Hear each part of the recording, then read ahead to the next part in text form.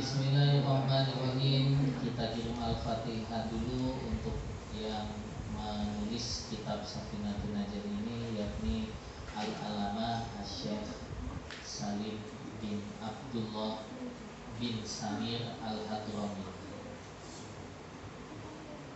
khususan ila ruhi Syekh Salim bin Abdullah bin Samir Al-Hadrami Syekhulillah. Al-Fatihah.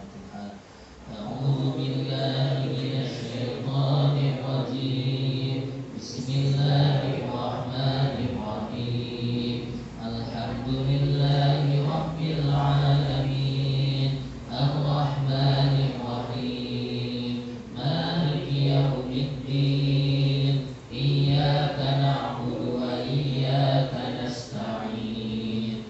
Ihdinas siratal mustaqim. Siratal ladzina an'amta 'alaihim ghairil maghdubi 'alaihim waladdallin.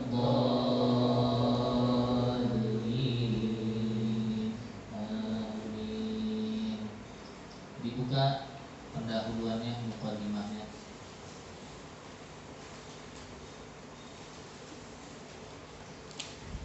Hafazan dulu baru diikuti bareng-bareng. Bismillahirrahmanirrahim. Bismillahirrahmanirrahim. Alhamdulillahi rabbil alamin. Alhamdulillahi rabbil alamin. Wa bihi nasta'inu Wa bihi nasta'inu ala umurid dunya wad dini.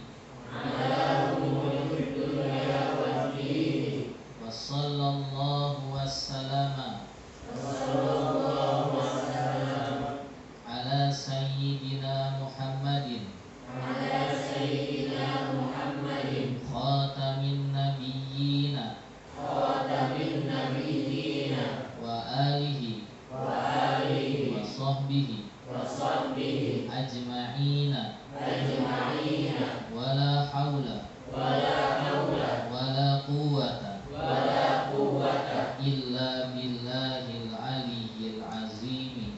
illa billahil aliyyil azim. Demos baca artinya. Terima Allah dan Maha Pengasih dan Maha Penyayang. Segala puji bagi Allah Tuhan kita. Hanya kepadanya kami memohon pertolongan atas beberapa urusan dunia dan agama.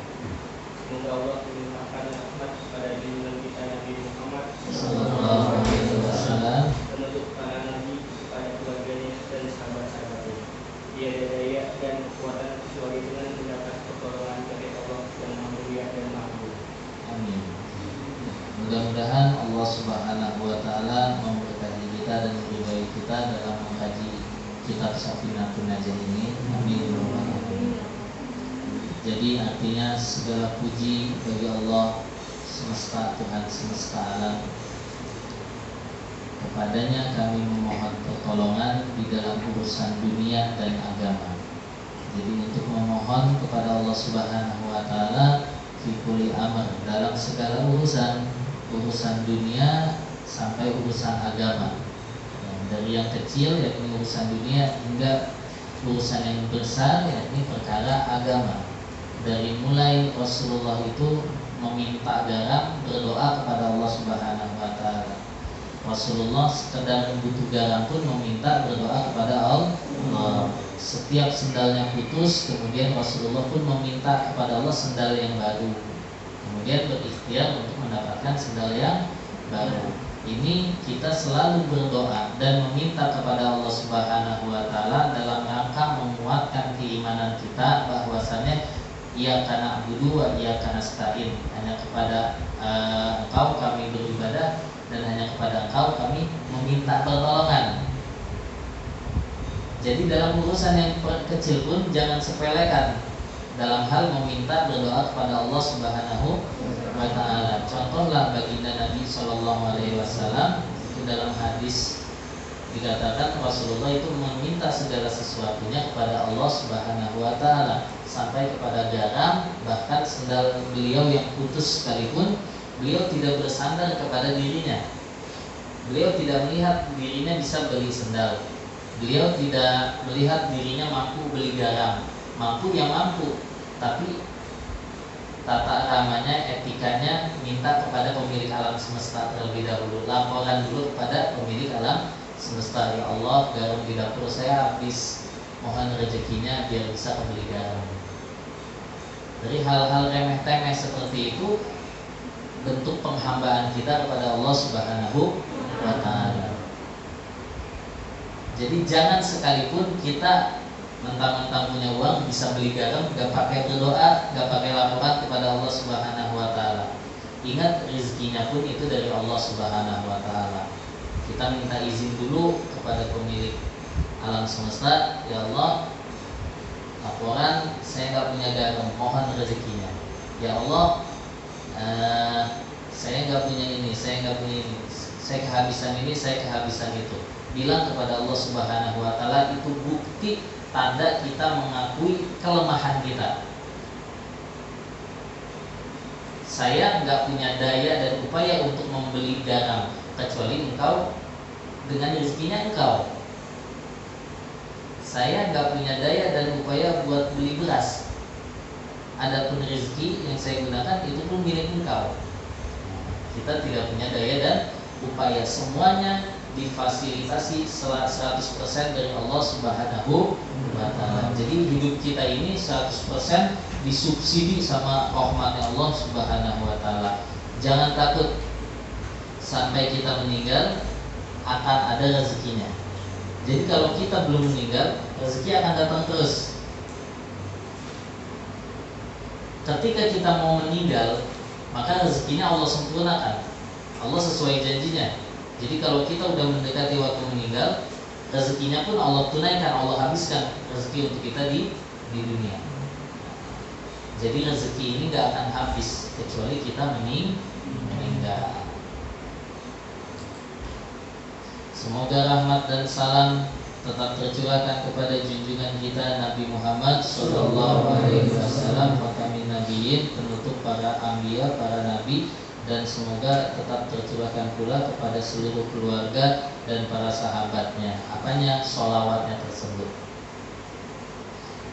Tidak ada daya dan kekuatan kecuali hanya dengan pertolongan Allah Subhanahu wa ta'ala. Jadi kenapa setiap ustadz, setiap kiai kalau semoga sholawat, berkata sholawat dan salam, semoga senantiasa tercurah untuk beliau, keluarga beliau, sahabat beliau dan pengikutnya. Karena sholawat ini turun temurun berkahnya itu. Sesuai sabda Nabi SAW, kalau kita sholawat kepada beliau 1 kali, Allah bersalawat kepada kita 10 kali.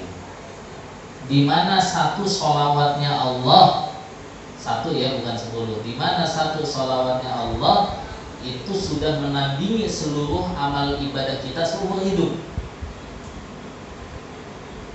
Coba amal kita yang mana yang mampu menandingi amalnya Allah?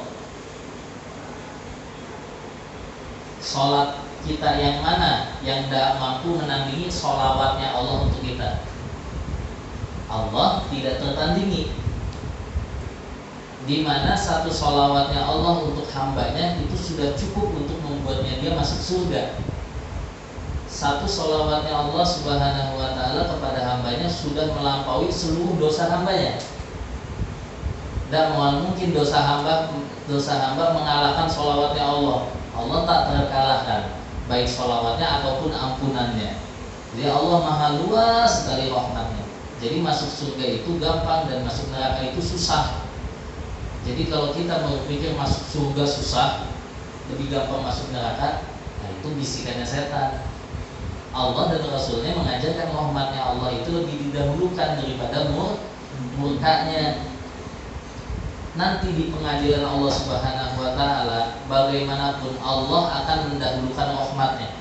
Jadi Allah berusaha bagaimana hamba ini bisa masuk surga. Dicari cara, dicari kebenarannya sama Allah Subhanahu wa ta'ala, diungkit kebenarannya supaya dia bisa masuk surga. Beda sama pengadilan di dunia yang dicari kesalahannya. Kemudian kesalahannya bagaimana? Kesalahannya Allah berikan maghfirah, Allah berikan ampunan. Dan makanya jangan buruk sangka kepada Allah Subhanahu wa taala. Suuzon kepada Allah Subhanahu wa taala pun merupakan satu bentuk dosa kepada Allah Subhanahu wa taala. Ini inda abdi zonni, kata Allah Subhanahu wa taala. Aku ini sesuai dengan prasangka hambaku, maka sangkalah aku sesukamu, kata Allah.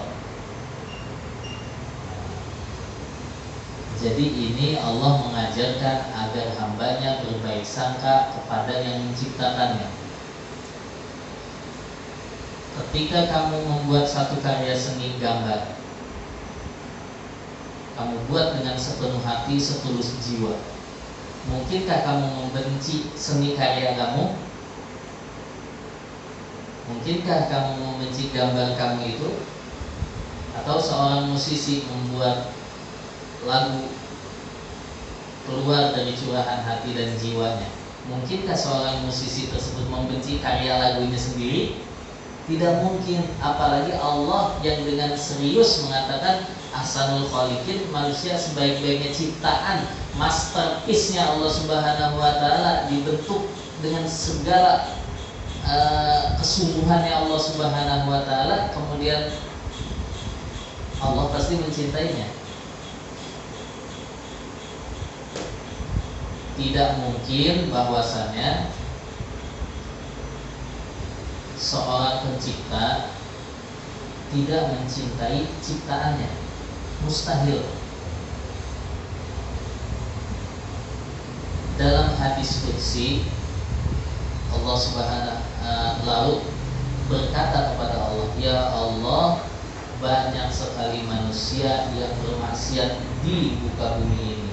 Ya Allah, mohon izin untuk aku menenggelamkan mereka. Aku muak melihat mereka bermaksiat kepadamu.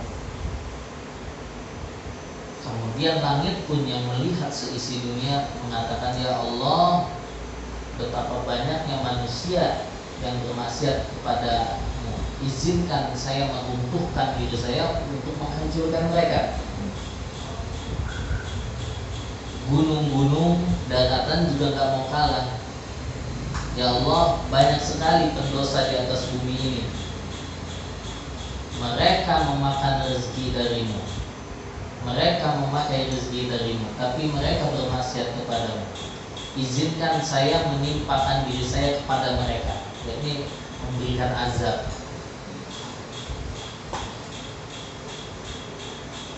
Kata Allah Subhanahu wa taala begini, jangan.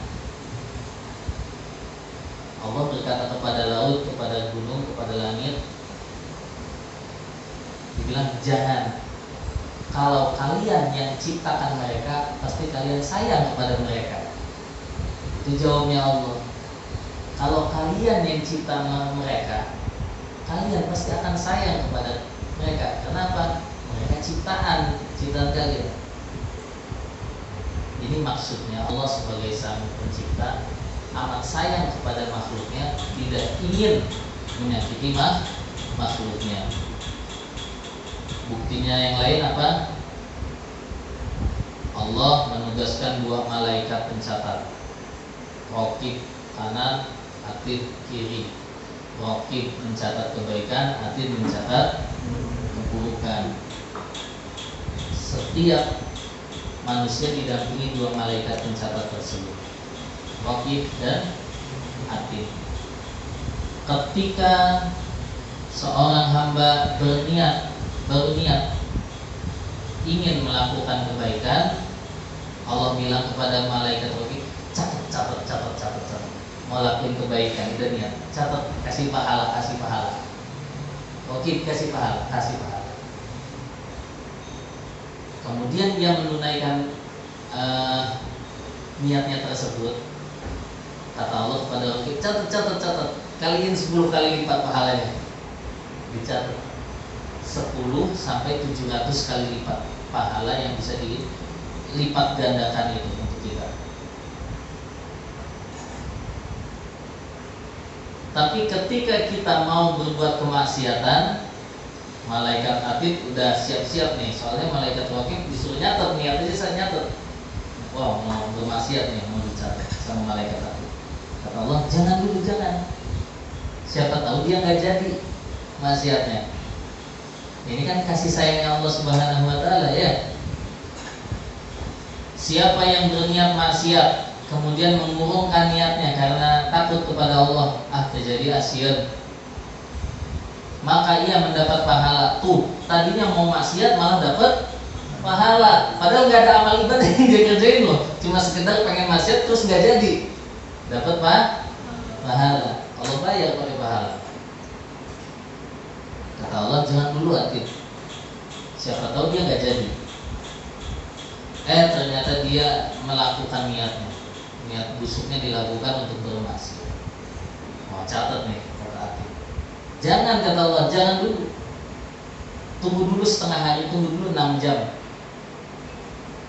Siapa tahu dia bertaubat, dia ucap istighfar. Kalau dia ucap istighfar, kamu kan gak perlu repot-repot nyatet. Rahmatnya Allah Subhanahu wa Ta'ala. Jadi bagaimana Allah mencari cara bagaimana supaya catatan amal buruk seorang hamba itu kosong, bersih. Kalaupun udah dicatat banyak sampai menembus langit ke-7, sampai galaksi mana, Andromeda segala macam, kata Allah, kalau dia beristighfar mohon ampun, aku tidak peduli akan dosanya, aku ampuni. Saya nggak lihat lagi dosanya, saya lupa sama dosanya, kata Allah Subhanahu wa Ta'ala, dan bumi mana yang dia buat berdosa, saya buat dia lupakan juga. Orang yang masih, si pendosa masih ada di dunia, tapi kalau ia beristighfar, dosanya Allah lupakan. Tempat semua benda-benda yang bersaksi dia maksiat, Allah ikut lupakan. Padahal masih hidup orangnya, belum ke akhirat, tapi semua tempat maksiatnya dia sudah lupa. Dan puncaknya pertaubatan adalah dirinya sendiri pun lupa pernah bermaksiat itu. Jadi nggak pernah terbayang-bayang lagi, nggak pernah terngiang-ngiang lagi, tidak pernah dihantui rasa was-was dulu saya pernah bermaksiat. Jadi bangkit, jangan terpuruk oleh dosa, jangan terpuruk oleh kemaksiatan. Itu sudah lalu, ya sudah, Allah sudah melupakan, bumi sudah melupakan, kamu juga lupakan dong, sebagai bentuk yang berterima kasihnya kepada Allah Subhanahu wa Ta'ala. Jangan diingat-ingat lagi.